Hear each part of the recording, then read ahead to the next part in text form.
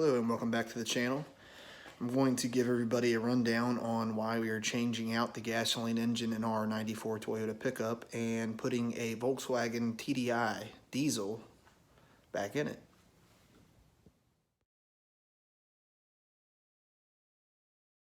Pictures before, you'll see that we have a 94 Toyota pickup truck, and this is the original 22 RE motor that came out of it.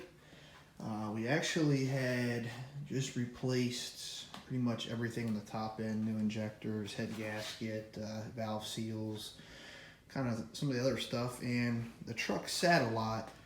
I believe the oil pump went out. We're going to do a tear down on this. It got a really bad rod knock a couple months back, so we parked it and picked this up. Now this came out of a car. It's a Volkswagen TDI out of a 2004 Volkswagen Jetta. We actually stripped the whole entire car down, wire harness, took everything out of it, basically left just the shell of the car, have every wire out of it, complete harnesses, nothing was cut.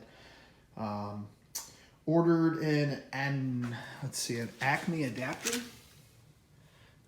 They make adapter plates and flywheels for the Volkswagen to go pretty much into Toyotas and Suzukis and Geo trackers, stuff like that.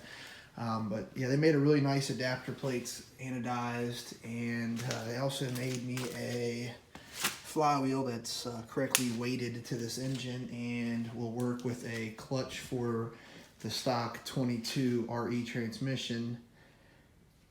This is a turbo version of this motor. It came out of a 2004.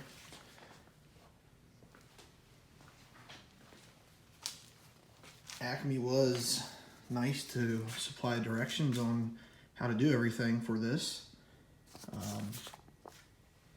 Pretty much has everything in it. Kind of tells you some wiring stuff if you're going to try to wire it yourself. Definitely a nice kit. Check these guys out. Let's see if I can get this too. There we go. I'm going to document the taking out of the Volkswagen engine, but it's kind of not really a proper way to do that. People do it their own way. They cut and hack, and I tried to save as much stuff as I could. I didn't cut any connectors, nothing in the harness. I actually cut the car to remove the harness in some spots. As far as the Toyota, I didn't record a whole lot of the taking out of that. I do have some I will load up as we start the project a little bit more.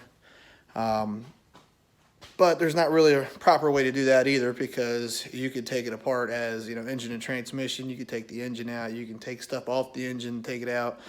I didn't really want to bore anybody with that. I just kind of wanted to get to the actual installing the engine and wiring of this, so it's not too boring for everybody, because you can kind of do the other stuff any way you want. Actually waiting on mounts to come in. We ordered mounts from another company. The guy was really cool. I'll try to put a link in the description of where we got those. I can't remember off the top of my head, but he shipped the stuff before we even paid for it, so it says it's on its way. Hopefully by the end of the week we'll be putting this into the truck.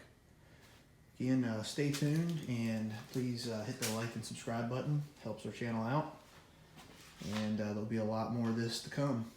We'll also be doing videos on four-wheeler repair and motorcycle dirt bike repair. I do a lot of that stuff too. I build race engines for people, for ATVs, motorcycles, carburetors, custom tuning for people, suspension. Kind of try to do a little bit of everything. So thanks again, and hope to see you back.